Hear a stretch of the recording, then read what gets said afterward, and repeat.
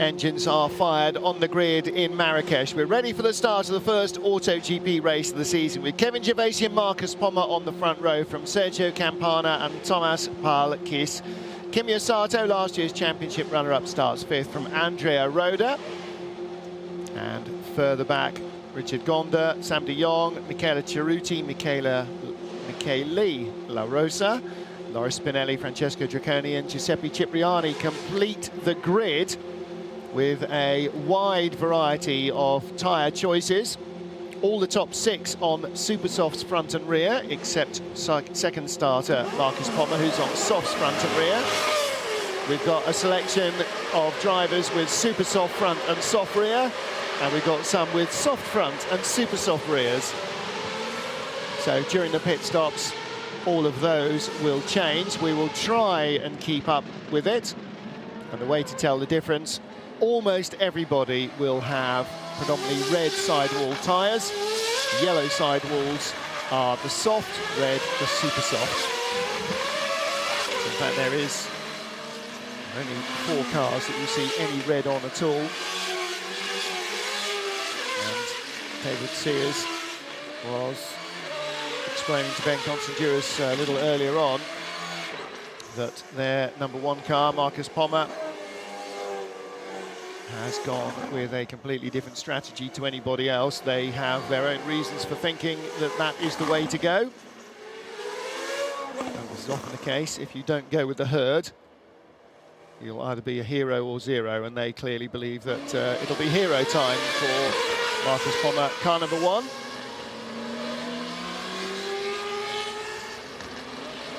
Supernova do have the option to use #2 on their second car, but Michela Cerruti choosing 88, which I'm assuming is a lucky number for her historically.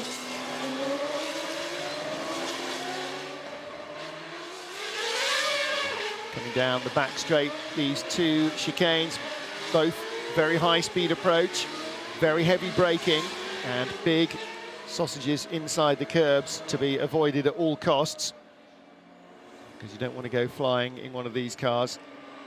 And down here towards the final corner on the circuit, that is your prime overtaking opportunity down to the hairpin. The problem is getting inside somebody at the hairpin probably means you're not going to make it all the way around. These cars are going to have relatively restricted steering lock, so it's often better to try and get a pass done into one of the two chicanes. This is the second of them, which it seems to be is the more demanding. You're getting in there a little quicker, I think, than you do into the first one. And quicker again down to the final chicane, final corner, the hairpin.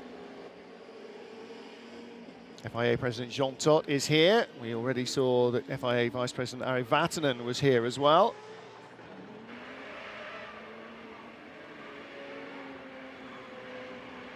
Saw him chatting away to Manel in the stewards bay with the flat patch and all the others, all the other bits of kit that they use to make sure that everything is as it should be.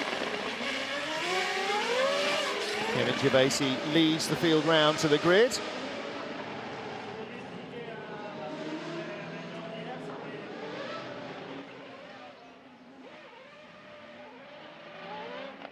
So we're getting ready for the first start in anger of the season.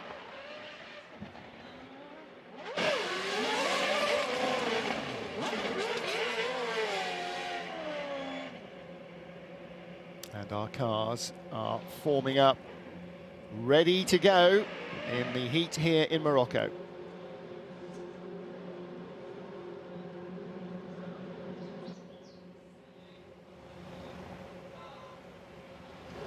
The AutoGP 2014 season is about to get underway. Kevin Gervasi, the black car, on pole position. Very tardy getaway from Marcus Pommer with the yellow wings. He is going to go from first to last as he drops to the back of the field. So it is then the two Zelle Racing teammates, Sergio Campana and Thomas Palkis, who are second and third, drifting out very wide with the yellow highlights, Michele La Rosa or Kimi Sato. One or the other. Both have got a white car with yellow highlights. I think it was Sato. And already recovering quickly, Marcus Pommer.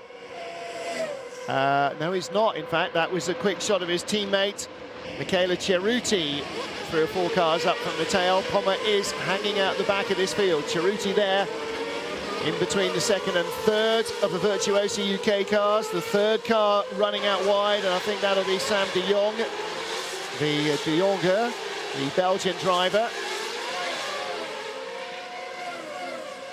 So it was Thomas Palkies in 2nd place. He got the better start, despite being behind Marcus Pommer. He's the first of those 2 red, white and black ZA Racing cars. 4th place then, that's Kimi Sato, last year's championship runner-up. And he's got Andrea Roda behind him with green number 4 in the car. Yes, he has. That blue car is Andrea Roda in the middle of your shot.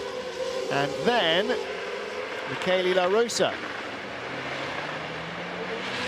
So La Rosa's made a very good start. Coming up from 10th on the grid. And at the tail there, car number 1 seems to now be going. Marcus Pommer is trying to put in a move at the back of the field on Francesco Draconi, as up front. Battle on. This is for 5th position. Kimi Sato for 4th place. Kimi Sato in 4th place. Lead trio pulling away fast. Kevin Gervaisi, Thomas Palkies and Sergio Campana. And car number 16 with the red nose, that's Kimi Sato defending hard from Andrea Roda. And they have Michele La Rosa behind them in 6th. Then Loris Spinelli in 7th from 11th on the grid. Woo! And then a little lock-up from Sam de Jong. He's the number 11 car. He's the next Virtuosi driver. So in fact, the guy who out-qualified him, Richard Gonda, in the 3rd Virtuosi car, drop it back to the back of the field as de Jong there in the middle of that little group, trying to put in a move on the all-black car in front of him, which got in a little hot, I think, into that chicane. So Spinelli is going to lose ground. Spinelli is in 7th, de Jong in 8th, and then Pommer, I beg your pardon, Cerruti in 9th place. So that's the battle for 4th, 5th, 6th. This is the battle 7th, 8th and 9th. And the squabble for 10th behind. Giuseppe Cipriani is in 10th. So here is the battle for 4th. Just to remind you, in each of the races there is a mandatory 2-tyre pit stop that must be completed. Drivers using 2 tyre compounds in every weekend. Here in Marrakech, a super soft and a soft. They don't have to use both compounds in both races, but they must use both compounds at some stage during the 2 races. So you can stay on your preferred compound through race 1, and then we'll have to change in race 2 or vice versa. Good move up the inside there. Little late braking from Marcus Pommer. I'm afraid him going from 2nd on the grid to the back of the field may well have changed his game plan. Look up there from Richard de Jong. Whoa! Huge straight lining of the chicane there. Hope he gave that place back. Number 11 is from Sam de Jong, rather. In fact, it was Gonda, Richard Gonda, who made that big lock-up mistake. It's debris blowing around on the circuit. Lead us already across the line. Kevin Gervaisi by 1 second from Thomas Palkies, who is 1.1 ahead of teammate Sergio Campana. Further 3 seconds back, Kimi Sato with Gianluca Roda and Michele La Rosa behind. Then Sam de Jong has got ahead of this little group. Spinelli. And then Michele Cerruti. Spinelli in the number 7 car. I beg your pardon, that's Giuseppe Cipriani in the number 7 car with car number 1, Marcus Pommer, behind him. Pommer fastest in 1st qualifying session and 2nd fastest in the 2nd. Trying to get around Cipriani. And Giuseppe making him work hard for it. We've got Richard Gonda behind in the blue car. The Supernova car, dark blue and yellow. Trying to get by Giuseppe Cipriani. Ibiza Racing car in black. He's got the run on the inside and he's going to be in front before they get to the braking area. And Richard Gonda ducking in behind, deciding not to try anything there. So Marcus Pommer picks up another place. He's now up to 10th place. His race, a bit of a disaster. Pit lane window opens after 3 laps completed. There are already crews out on the apron. So let's see who's going to be first to brake for the pits.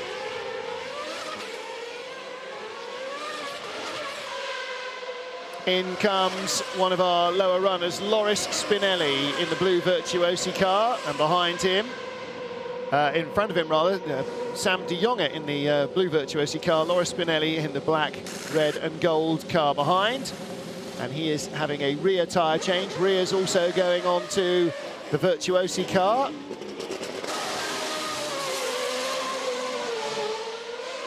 Now, whether that will be a brand new pair of super softs for each driver remains to be seen. Spinelli came off an all super soft setup. De Jonge had softs on the rear, so he's now gone all super soft. Only 5 laps use out of the softs. We think that perhaps the super softs might struggle towards the end of the race. Another 17 laps to do on those on the rear. And that's going to be, of course, the end of the car that's doing much hard work here. This is your race leader, Kevin Gervaisi. Now, when you're out front like this, and he's on, as you can see with the red sidewalls, an all super soft combination. Oh, look at the bumps. Look at the bumps. And that really gave Richard Gonda the willies there. He was lining up a move on Giuseppe Cipriani, and it just started bouncing around under him, and he thought, I'm going to have a big one here if I even remotely try and outbrake him. So he changed his mind, and probably wisely so. Third place, Sergio Campana there. Thomas Palkis in second, as in comes Michela Ceruti. She's had a rear change as well. She was on soft fronts and super soft rears. She's now softs all round. So Supernova clearly believe that soft is the way to go. She has now fulfilled her obligation, incidentally, by already running super softs in one of the races. So if Supernova really do feel that soft is the way to go, then she can, well, maybe try and string out this set of soft tyres, because they only have 1 set of soft tyres for the weekend through this race and next. However, I would think she's probably going to end up doing all of the next race on super softs. They have 2 sets of those. She's only used 2 of her 8 so far, at least for racing. Imagine they probably had them on for qualifying. Fastest race lap, incidentally, for Thomas Palkis at the moment. As you see, Loris Spinelli jumping the curbs. Ooh. And see now, if I was the stewards, I would be summoning him to have a quick word about this weaving all over the road business. That's not what you want to see. Oh, and that is not what you want to see either. Kevin Gervaisi throwing away any opportunity of winning this race, and worse than that, taking Thomas Palkis out with him. And we will have a safety car out.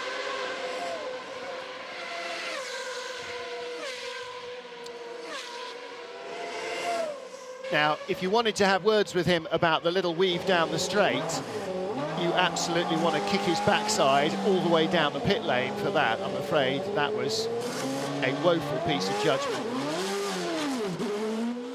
Pit stops continue. Francesco Giacconi comes in.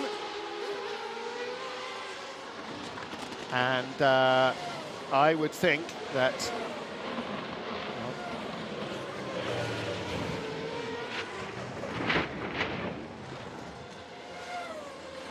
you be the judge. I'm afraid from my mind, that's one of the most ridiculous random moves I've ever seen on this circuit. Safety car is out. Out of the race, Thomas Palkis. And I'm afraid if I was a race steward, out of the race weekend would be Kevin Gervaisi. That was some very random driving indeed. So our safety car for the campaign for the season is the Alfa Romeo 4C. And as he comes out, everybody else peels down pit road, including our leader, Sergio Campana, leader on pit road. So Sergio Campana, the race leader on pit road, and changes wholesale here. Virtuosi UK car and the #1 car of Marcus Pommer, also on pit road. Now he's having a front tyre change. He was on softs all round. Looks like he's gone super soft at the front. And drama as Sergio Campana cannot restart the car. So the man who inherited the lead after Kevin Gervaisi took Thomas Palkis out of the equation and himself has stalled on pit road. Now, has he got going again? That was not him, that was Michele La Rosa leaving. So all sorts of drama going on here. And that's Giuseppe Cipriani being stopped and lifted back up again. Something not quite on. He stalled the engine as well, but he was called back in because the right rear gunman was not happy. I think he still had the wheel nut in the gun. Wow. Okay, so all sorts of carnage going on here. Out on track is Sergio Campana. But the question is, where has that left him? Where did that stall drop him down to?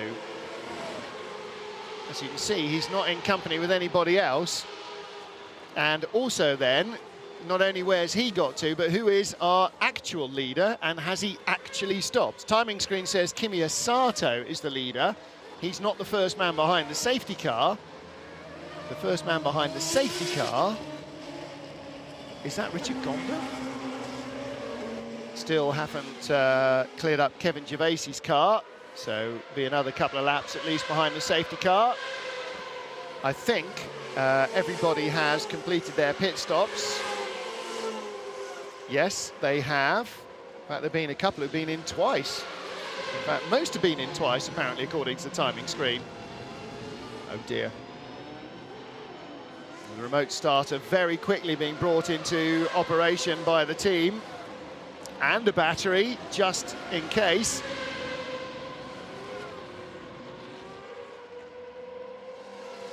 Isn't it funny how things are triggered off? Eurotech's Kevin Gervaisi doing no end of damage to the car. I'm afraid not putting himself in anybody's good books, least of all Thomas Palkis.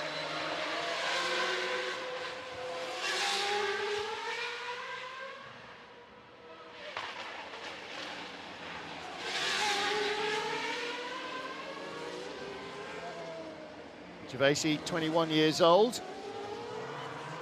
Ooh. Did that go? Yes.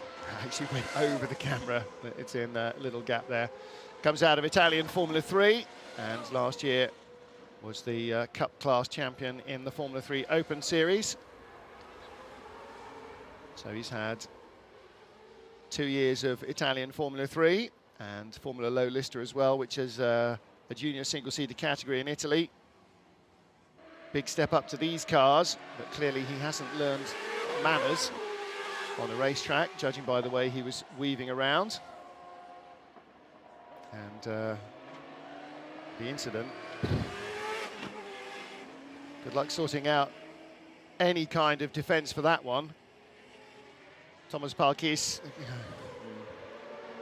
restraining himself well, I think, just writing that one off to somebody else's experience.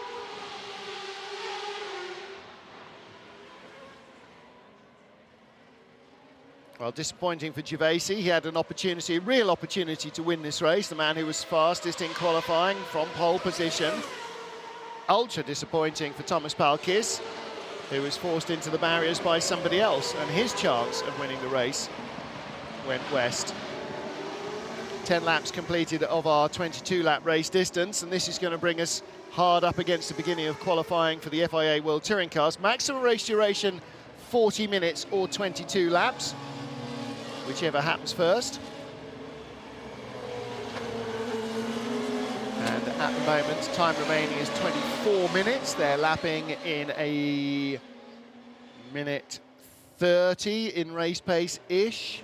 So 12 laps, so 12 and 6, 18 minutes. We've got 24 minutes left, so we should get the race distance in, unless the safety car is extended for very much longer, which I can't really see there's going to be a huge need for, as long as the tyre wall is okay.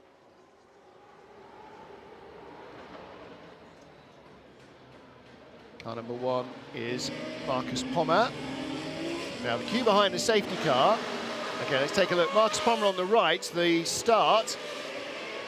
Sort of like he was trying to get away in 3rd or 4th gear. I'm not quite sure what happened there. Clearly he wasn't trying to get away in 3rd or 4th gear.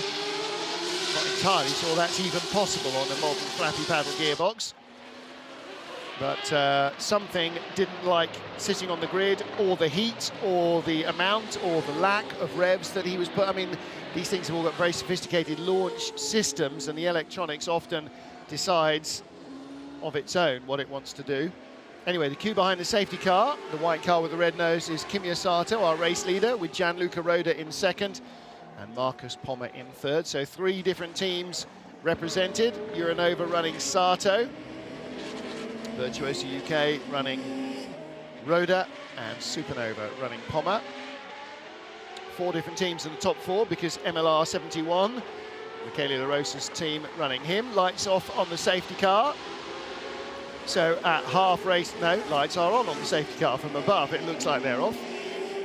End of timing sector 2 is where they should go off, which would be at the 2nd chicane on the back straight, I think. He has not peeled into the pit lane, so the safety car is staying out for another lap, perhaps. Sato, Roda, Pommer, La Rosa, 4 different teams. Then Richard Gonda in 5th place for Virtuosi. Giuseppe Cipriani in 6th for Ibiza Racing. So if Gonda hadn't got by him, we'd have a top 5 featuring 5 different teams. Well, the race director is hoping that the rest of the train, who stopped at slightly different intervals, will catch the leading group. And we must be nearly there now, because that is Giuseppe Cipriani. So waiting for De Jonge, Spinelli, Cerruti and Draconi to catch them. Still 4 cars to get in line.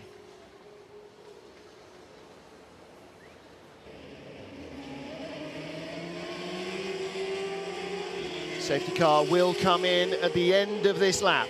Half the race distance completed. So there'll be 10 racing laps to the checkered flag.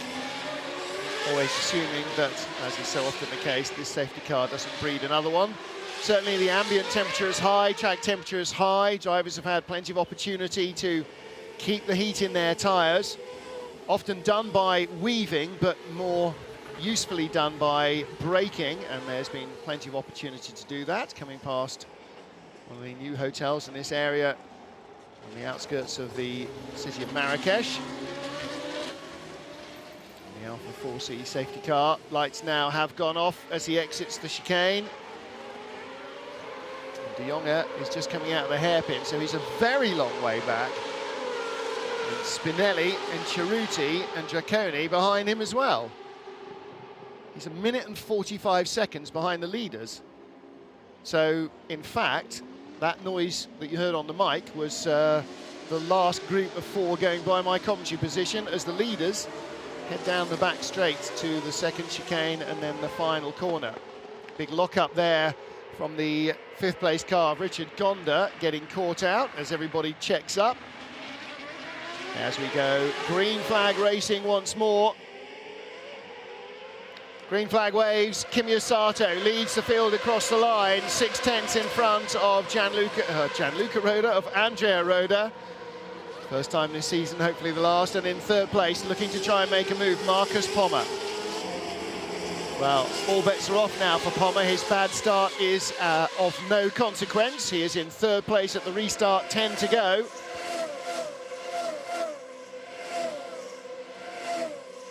Pommer in the slipstream, yellow nose showing, or the yellow nose wings showing.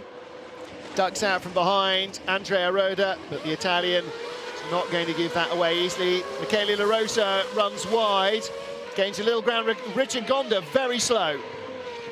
Now, little trail of smoke there from the back of his car. Running very slowly behind a safety car in high ambient temperatures is not a good thing for single-seaters. On the attack is Sergio Campana in the number 8 car. He's all over the back of Michele La Rosa. On the dirt though, and he's going to have filthy tyres, goes straight through the chicane, rejoins miles in front, will have to give that place back and does.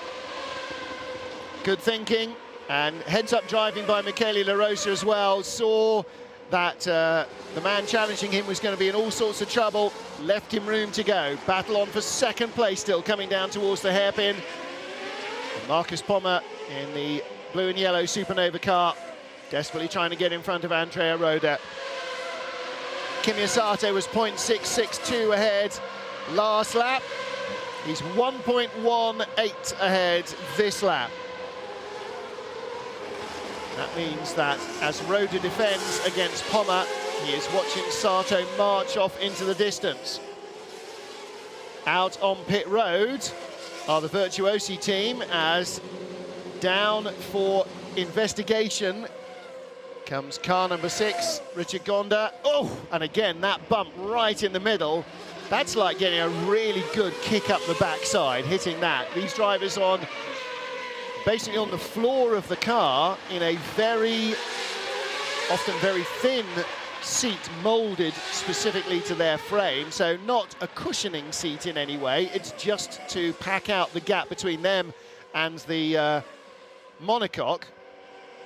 And when you hit a bump like that or straddle a curb, it is like getting a really good kick in the seat of the pants, and somebody's tagged the tyre stack very badly, and that is Sergio Campana's race run as well. And that's the last shot we'll see from that camera in this race as well.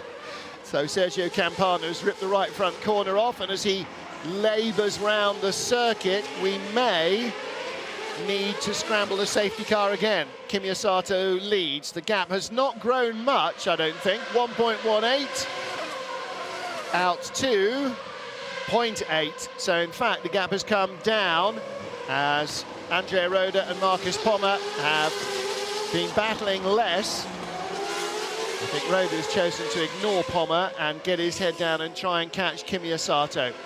Michele La Rosa remains in 4th.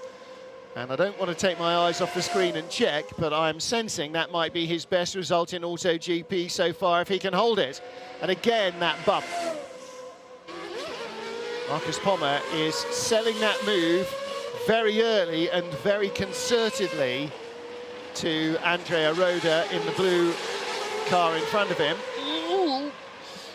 which makes me think he's actually lining something else up, but he's not close enough anywhere else to look at making a move. There's Kevin Gervaisi peeling off his suit.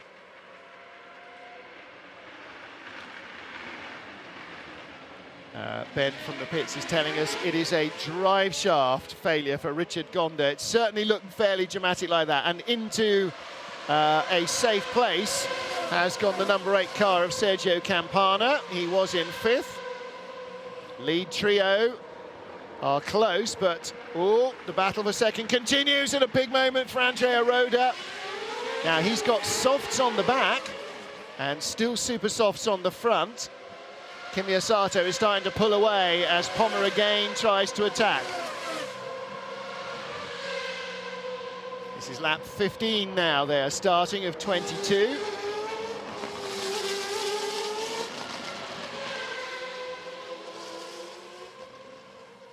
Well, that's a good lunge. Very good. Whoa! And is that where Richard Gonda lost the drive shaft, or is that the 3rd Virtuosi car? That's De Jonge, isn't it? Being passed by Spinelli. And now all over Michela Ceruti. Jumping from battle to battle with identical team cars. Help! two sets of eyes watching the screen and two sets of eyes watching the monitor as well. So this is our top three, second and third dropping away fast from Kimi Sato, the race leader, who's in the foreground. And with the green highlights, Andrea Roda, and with the yellow wings, there's Supernova boss David Sears. The yellow wings is the #1 car, his new young German driver, Marcus Pommer. Supernova won the championship the last 2 years. Oh, and Pommer's got a really good run here, got a great run through the chicane. He's all over the back of Roda. He's going to have to go brave and throws it up the inside. There's no grip, and he loops it around. And David Sears throws his head in his hands, because now Michele La Rosa is up into third, and Pommer's not been able to keep the engine alive. Well, came too far down the inside maybe for his own good. He wanted to give plenty of racing room and did. And I'm afraid came in on a very dirty part of the track and just no grip. So Sato leads by 1.8 seconds from Roda. And Michele La Rosa is a further 4.6 back. So now can Andrea Roda catch and pass Kimi Sato? Yellow flags out in the final sector. Let's have a look here. This is Michela Cerruti in the other Supernova car. And as she was dive-bombed by Spinelli, she allowed him to go. Laura Spinelli outbraked himself on the dirty part of the track on the inside, but kept it together. So Michela Cerruti in 6th position. In fact, that'll be 5th place once Marcus Pommer's car drops out of timing.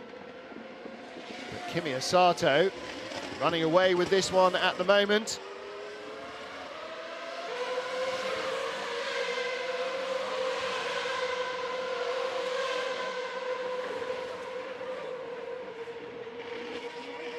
And down pit road comes Marcus Pommer. He has been bump started, so he can't rejoin the race.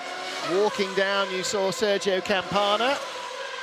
And both of them, in fact, he's rolling, isn't he? He hasn't been bump started, just been pushed. And the Supernova guys are going to have to push him right out of the way. Not the temperature to be running along a pit lane and shoving cars about. And De Jonge in the Virtuosi car, all over the back of Spinelli, who outbrakes himself again, and through goes De Jonge. The Belgian picks up 6th place at the expense of the Italian. Again, that was a good bit of pressure play there by Sam De Jonge. Piled the pressure on the man in front, and when the gap came, he was in control and went through the gap. Ah, now then, an interesting, I guess, David Sears, being the smart cookie he is, said on the radio, get them to push you out of a place of safety, roll downhill into the pit lane, and we'll fire you up again. And do you know what? That's some quick thinking. Kimi Sato, our race leader, looking very in control here. And the gap not coming down, faster by 3/10 in Sector 1 on this lap, 1/10 in Sector 2 on this lap.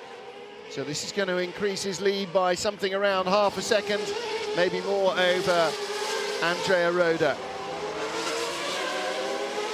The all-white car there of Francesco Draconi, who's now up to 8th place.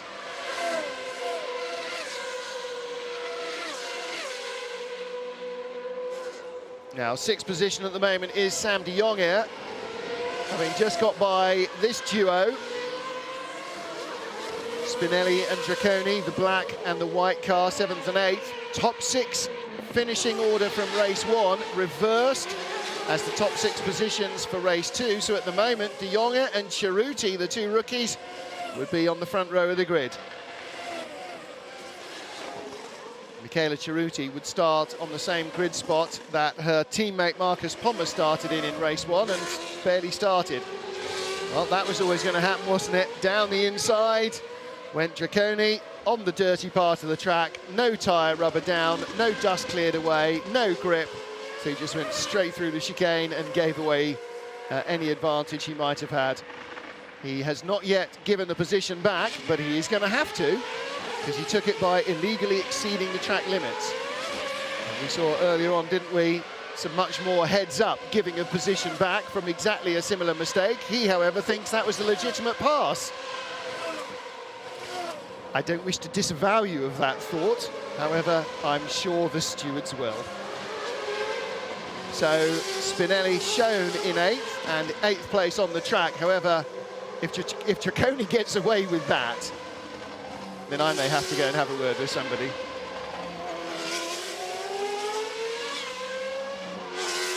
Kimi Sato just set his personal best lap, 1 minute 30.34, 1 minute 30.91 for the man chasing him in 2nd place.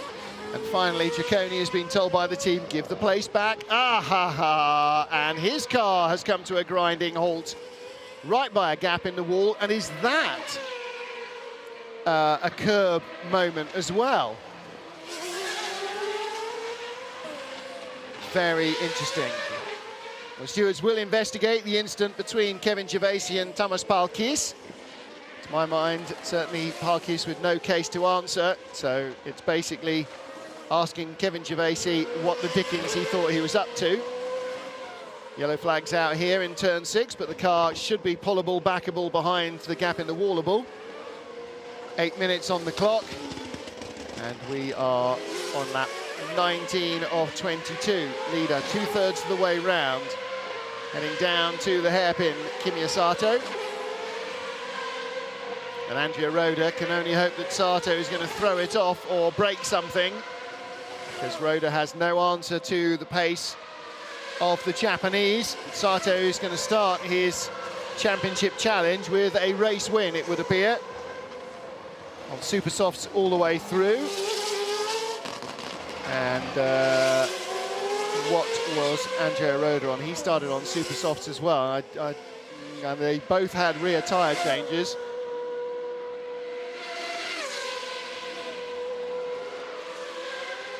And I wonder if one or the other has gone for a different rear set. And is that what's making the difference? Too much reflection on my screen. I can't quite see whether Sato has got yellow or red rear. Yeah, it's red rear, so they're super softs all round.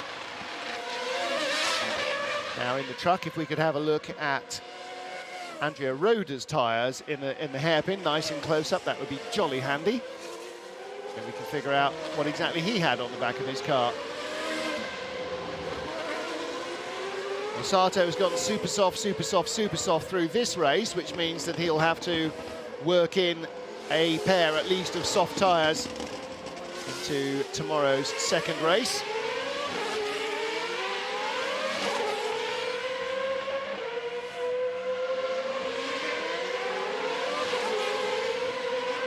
To be dealing with this with consummate ease. I've got to look at his car. No look at all at Andrea Roda's though. So not quite sure what the Virtuosi driver's got on the back. Probably doesn't matter that much. Now then, you can see that, I mean, the bumping here is pretty violent, isn't it? Some of these bumps in the middle of the track, you barely notice in a road car. But in these things, with no compliance, you really know all about it. Kimi Sato catching Loris Spinelli. Lap 21 of 22. Spinelli's last lap, 1:33.7. Sato a 1:30.8. We saw Vincenzo Sospiri and his team. Don't do that! It's not what team managers like to see. Driver in the lead, bouncing it off the curbs. Pommer getting away with that by the skin of his teeth as well. He's been getting more and more sideways, and maybe that is the end of the super softs. He started with softs all round. I think he went super soft rears for the 2nd part of the race.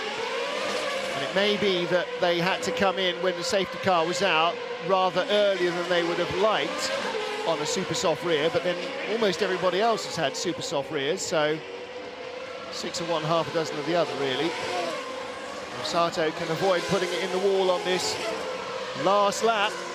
then he's going to win the season opener from Andrea Roda. And it will be a very happy Michele La Rosa, you sense, who, if he can bring this back in third place, can complete the run.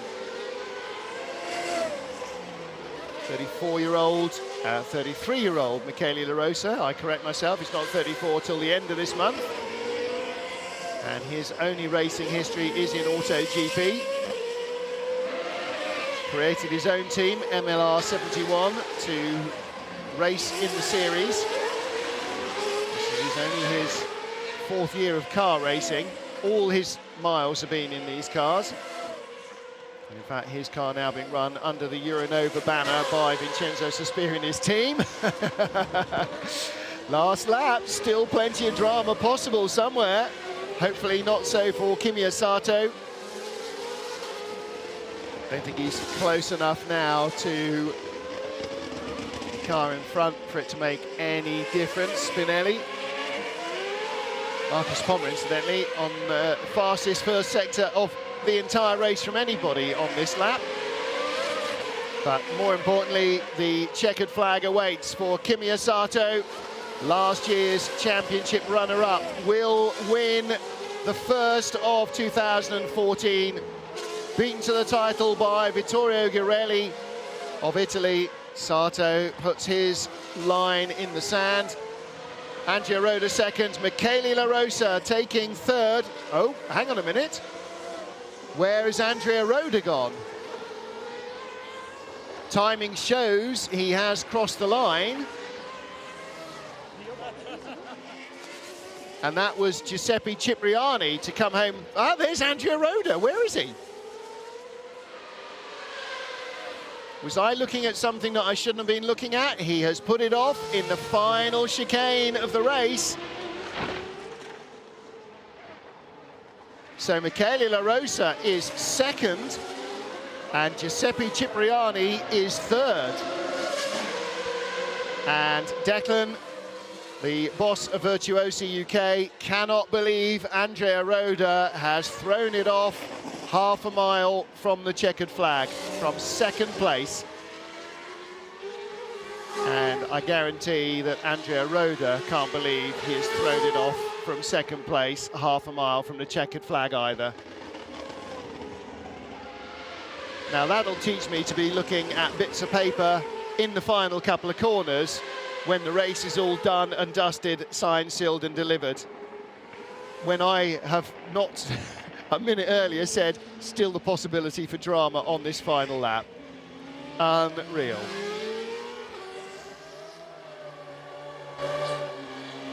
Well, Giuseppe Cipriani stops to pick up a passenger. I'm sure there's a fine in that somewhere, isn't there? Cipriani won't care too much. Well, my timing screen still shows Andrea Roda having completed the race in second place. So the timing screen is a lap out of date. And there is Loris Spinelli. Now, has he deliberately come to a halt? Has he spun it somewhere, or he's just parked it at the end of pit road? He might be hot enough and tired enough